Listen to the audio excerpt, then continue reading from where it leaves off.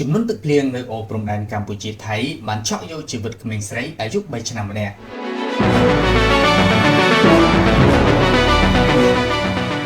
ចំនួនទឹកភ្លៀងបានឆក់យកជីវិតក្មេងស្រីម្នាក់នៅតាមបណ្ដោយអូរព្រំដែនកម្ពុជាថៃ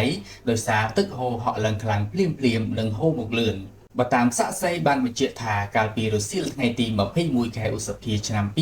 2025នៅត្រង់ចំណុចអូរក្បាលស្ពានខាងមុខវត្តអូជុំស្ថិតក្នុងភូមិត្រពាំងប្រលិតឃុំសន្តិភាពស្រុកសំពើលូនខេត្តបាត់ដំបងមានក្មេង2នាក់ដែលជាបងប្អូនអាយុ5ឆ្នាំនិងប្អូនស្រីអាយុ3ឆ្នាំបាននាំគ្នាចុះលេងទឹកអូរព្រំដែនដែលនៅពេលនោះគឺទឹកនៅបាតអូរតែប៉ុណ្ណោះភ្លាមនោះដែរទឹកអូរបានជន់យ៉ាងខ្លាំងនិងហូរមកលឿនធ្វើឲ្យក្មេងដែលជាបងទាយដៃប្អូនរត់ឡើងទៅលើប៉ុន្តែមិនអាចទប់នឹងកម្លាំងទឹកហូរបានធ្វើឲ្យរបូតដៃប្អូននិងហូរទៅតាមទឹកបាត់ស្រមោលទើបមានការឆក់ឡោតែម្ដងនៅពេលនោះដែរទាំងប្រជាពលរដ្ឋនិងកម្លាំងសឹករោងស្រុកបានចេញប្រតិបត្តិការស្វែងរកទៅតាមដងអូរទីបំផុតនៅវេលាម៉ោង 18:10 នាទីកម្លាំងចម្រុះក្នុងស្រុកបានរកឃើញសពកុមារីជនរងគ្រោះឈ្មោះកុសលសៀវអឺអាយុ3ឆ្នាំដោយបានទទួលមរណភាពហើយអាជ្ញាធរនៅតំបន់នោះបានអំពាវនាវដល់ប្រជាពលរដ្ឋទាំងអស់ដែលរស់នៅតាមបណ្ដោយ